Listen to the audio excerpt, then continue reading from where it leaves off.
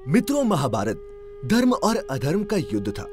पांडवों और कौरवों दोनों ही पक्ष में बहुत से असीम शक्तिशाली योद्धा थे, जैसे अर्जुन, भीम, भीष्म पितामह, कर्ण और इन सब की शक्ति से भी परे स्वयं भगवान कृष्ण।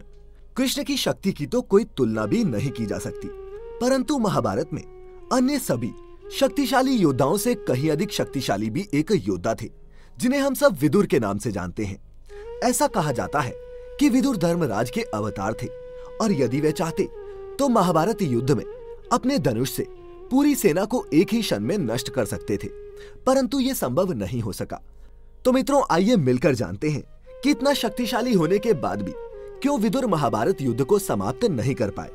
नमस्कार और स्वागत है आपका द डिवाइन टेल्स पर एक बार फिर। मित्रों, विदुर धृतराष्ट्र और पांडु के भाई और कौरवों और पांडवों के काका थे। हस्तिनापुर के नरेश शांतनु और उनकी पत्नी सत्यवती के दो पुत्र हुए, जिनके नाम चित्रांगद और विचित्र वीर्य थे। दोनों पुत्रों के बचपन में ही शांतनु का देहांत हो गया और चित्रांगद और विचित्र वीर्य का पालन पोषण भीष्म द्वारा किया गया। यदि आप शांतनु और भीष्म के विषय में नहीं जानते तो हम आपको बता दें कि भीष्म शांतनु की प्रथम पत्नी गंगा से उत्पन्न हुए थे। शांतनु ने सत्यवती की सुंदरता पर मोहित होकर उससे विवाह किया, परंतु विवाह से पूर्व सत्यवती के पिता ने शर्त रखी थी कि शांतनु के पश्चात सत्यवती से उत्पन्न पुत्र ही राजा का पद ग्रहण करेगा, न कि उनकी पहली पत्नी गंगा का पुत्र। शांतनु ने वचन दिया और सत्यवती से विवाह किया। इस कारण अपने पिता का वचन रखने के लिए भीष्म ने पूरे जीवन विवाह नहीं किया और चित्रांगद और विचित्र वीर्य का अपने बच्चों के समान पालन पोषण किया। चित्रांगद के बड़े होने पर भीष्म ने उसे सिंहासन सौंप दिया। कुछ समय पश्चात ही गंधर्वों के साथ युद्ध में चित्रांगद की मृत्यु हो गई। अब विचित्र वीर्य भी युवावस्था में थे, तो भीष्म ने उनका विवाह करने का विचार किया। उसी समय काशीराज की 3 पुत्रियां अंबा, अंबिका और अंबालिका का स्वयंवर होने वाला था। भीष्म ने वहां जाकर सभी राजाओं को परास्त किया और तीनों कन्याओं का हरण कर लिया और उन्हें हस्तिनापुर ले आए। बड़ी कन्या अंबा ने भीष्म से कहा कि वो राजा शाल्व से प्रेम करती है और उनसे ही विवाह करना चाहती है। ये सुनकर भीष्म ने अंबा को तो शाल्व के पास भिजवा दिया, लेकिन अन्य 2 कन्याओं का विवाह विचित्र वीर्य के साथ करवा दिया। कुछ समय पश्चात ही विचित्र वीर्य को क्षय रोग हो गया और उनकी मृत्यु हो गई। तब तक उनकी कोई संतान उत्पन्न नहीं हुई थी। वंश नष्ट होने के भय से मां सत्यवती ने भीष्म से कहा कि वो विचित्र वीर्य की पत्नियों से पुत्र उत्पन्न करे, परंतु भीष्म ने अपनी प्रतिज्ञा तोड़ने से मना कर दिया। तब सत्यवती ने अपने पुत्र वेदव्यास को स्मरण किया। मित्रों, वेदव्यास सत्यवती और ऋषि पराशर के ही पुत्र थे और उनके जन्म की संपूर्ण कथा हम आपके लिए किसी और वीडियो में लेकर आएंगे। वेदव्यास मां की आज्ञा का पालन करते हुए पुत्र उत्पत्ति के लिए तैयार हो गए। उन्होंने अंबिका और अंबालिका से 1 वर्ष तक नियम व्रत का पालन करने के लिए कहा। फिर 1 वर्ष पश्चात उन्होंने मां सत्यवती से कहा कि अंबिका और अंबालिका को एक एक करके निर्वस्त्र होकर उनके सामने से गुजरना होगा, परंतु लज्जा के कारण दोनों संकोच करने लगी।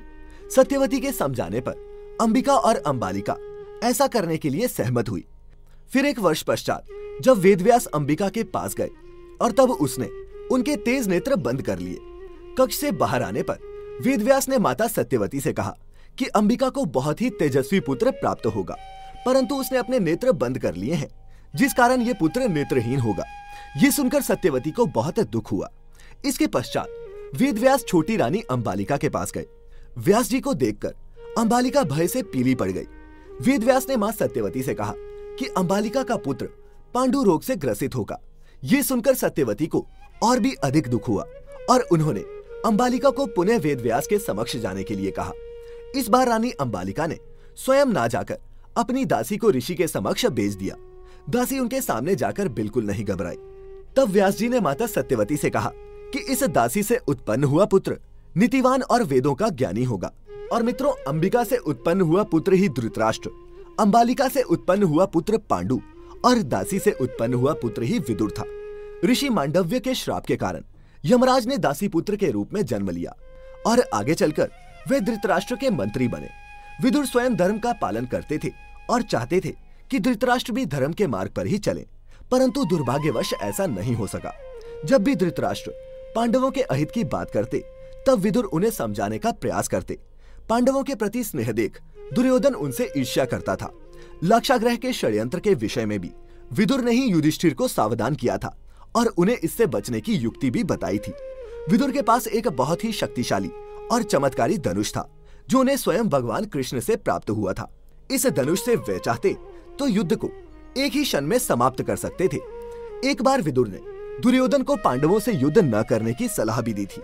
ये सुनकर दुर्योधन बहुत क्रोधित हो गया और उसने विदुर को अपशब्द कहना शुरू कर दिए। ये सुनकर विदुर ने अपना धनुष तोड़ दिया और प्रण लिया कि वो युद्ध नहीं लड़ेंगे। उन्हें भली भांति ज्ञात था कि यदि वो महाभारत युद्ध का हिस्सा बने तो उन्हें कौरवों की ओर से लड़ना होगा, अर्थात अधर्म के पक्ष में रहना होगा। इसीलिए उन्होंने स्वयं युद्ध न करने का निश्चय किया। साथ ही उन्होंने धृतराष्ट्र को समझाया भी कि दुर्योधन उनका कुल नष्ट कर देगा, अतः इसका परित्याग करना ही बुद्धिमानी है। परंतु विदुर की बात किसी ने नहीं मानी और इसका परिणाम क्या हुआ इससे तो हम सभी अवगत ही हैं। मित्रों, महाभारत के विदुर की ये कथा आपको कैसी लगी नीचे कमेंट बॉक्स में हमारे साथ जरूर शेयर करें। साथ ही इस वीडियो को ज्यादा से ज्यादा लाइक और शेयर भी करें। ऐसे ही और भी आध्यात्मिक वीडियोस को देखते रहने के लिए सब्सक्राइब करें the divine tales YouTube channel. फिलहाल आज के लिए इतना ही। अब हमें इजाजत दें। आपका बहुत बहुत शुक्रिया।